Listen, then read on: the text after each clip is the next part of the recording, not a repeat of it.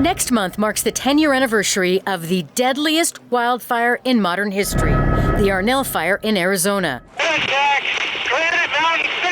A hotshot crew is desperate with flames closing in. As a last resort, they need to deploy their fire shelters, portable tent-like blankets designed to save your life when there's no other option. We are preparing a deployment site, and I'll give you a call when we are under the shelters. That was the last transmission from the team. 19 elite firefighters died that day on Yarnell.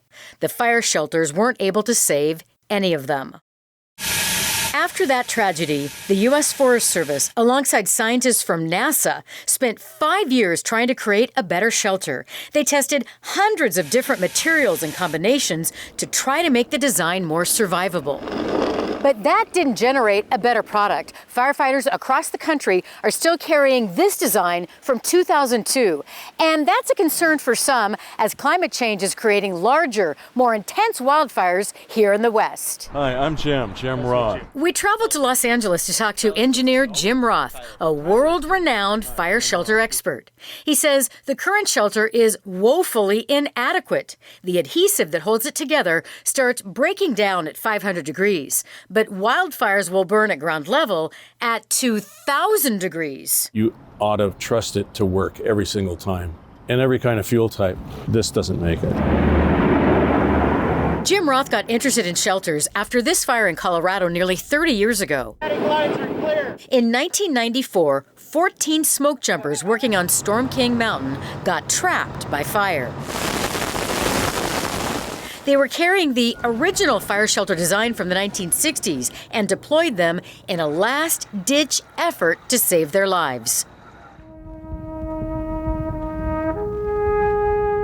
None of the 14 made it out. One of the fallen was a 29-year-old smoke jumper from Idaho, known for loving a good laugh, adventure, and people. His name was Roger Roth, the little brother of Jim Roth. They asked for dental records. He remembers the moment hearing the news looked dismal. So, when you're asked to go to the local dentist and get all of his dental records, you know the news isn't going to be good. And here it is, almost 30 years later, but I feel it like it was yesterday. Before this tragedy, Jim Roth was a full-time aeronautical engineer, but that abruptly changed. That's him in the field in the mid-90s. Just months after his brother's death, he started testing materials. Roth traveled the world gathering data with a completely altered life purpose: building a better shelter. How did you come to that decision?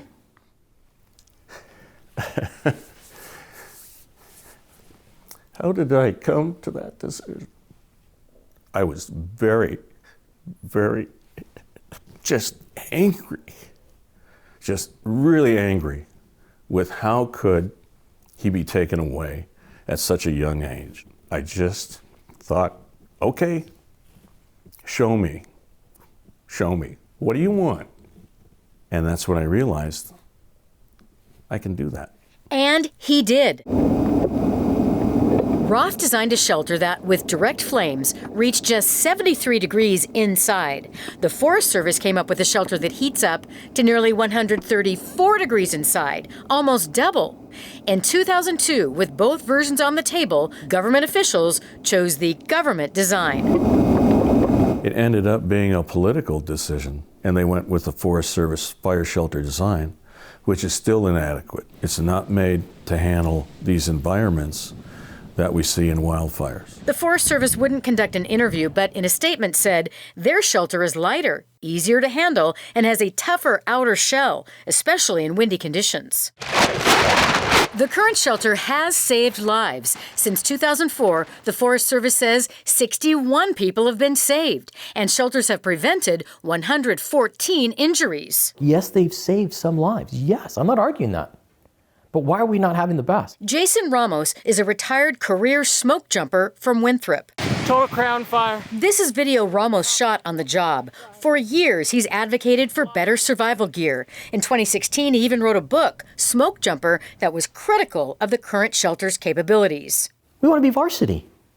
Why are you giving firefighters some JV gear? I love the United States, I love the fire service, but we are not where we should be. Back to Jim Roth's work, he says in 2023, the shelter he developed in the 90s is out of date. And you'd normally get into it. New materials mean there's got to be a redesign, and he's committed to making it happen. That's the only thing left in life that I have to do. And that's getting a fire shelter that's really going to save lives and work in every wildfire.